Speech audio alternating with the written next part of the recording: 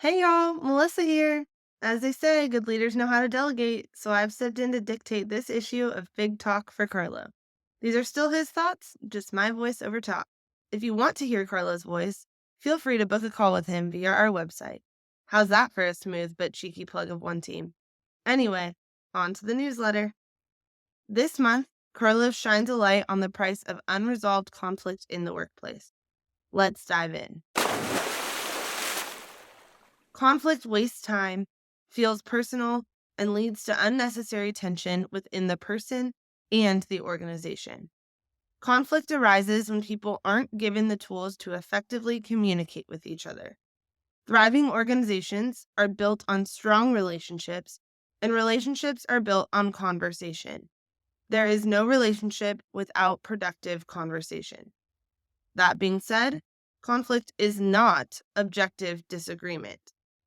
Organizations without objective disagreement stagnate.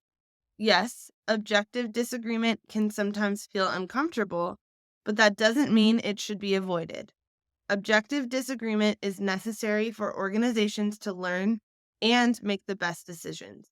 Yet many organizations don't spend the time that is needed to understand the differences between conflict and objective disagreement, nor do they spend the time learning how to communicate with each other in a way that doesn't turn into conflict.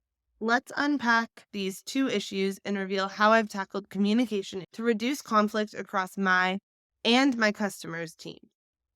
How much is it costing you really? You may not know it, but you are spending a lot of money on conflict. According to research by Core Strengths, the annual cost of conflict in the workplace is $359,432,645,000. The financial repercussions of strained relationships and decreased productivity that don't have a line item on your balance sheet, but still have a high cost to your business. Put simply, companies can't ignore conflict and survive. Conflict, the good and the bad. It's possible to disagree productively, and a good workplace uses differing perspectives to drive creativity and innovation. But when opposition, objective disagreement that leads to smarter decisions, between individuals turns to conflict, disagreement that feels like a personal attack on values, tension is introduced into the workplace and a previously productive culture crosses into dysfunction. What conflict does to your company? Productivity plummets. Disagreements, power struggles, and tension lead to reduced collaboration and an overall decline in efficiency. The time that should be spent on deep work or pursuing growth opportunities gets diverted to managing conflict, resulting in less effective communication and output. Employee turnover rises. Environments that don't promote psychological safety, or in other words, conflict resolution, experience a higher rate of employee turnover. Expenses toward recruiting, onboarding, and training a new employee increase, and companies risk losing institutional knowledge. Health is impacted. Workplace conflict doesn't end at work. Employees can carry that weight home, and their well being can be affected significantly. Prolonged exposure to a hostile environment can lead to stress, anxiety, and even physical health problems. Innovation stifled. Employees who are constantly at odds with each other are unable to collaborate on creative solutions.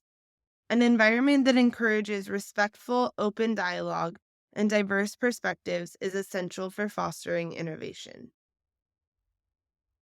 How to improve it? CEOs and other leaders know that conflict in the workplace is uncomfortable, expensive, and counterproductive. Conflict management isn't putting up with conflict, it's anticipating, preventing, and resolving it. Organizations have the ability to empower their people to resolve their conflicts and prevent new ones by providing a tool to navigate conflict and create a better culture. My go-to, the SDI 2.0.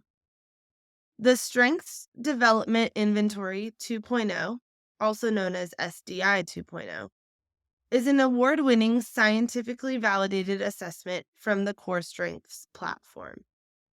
Using relationship intelligence, RQ, it provides a common language for understanding what's important to the individuals on your team and how they can work together more effectively.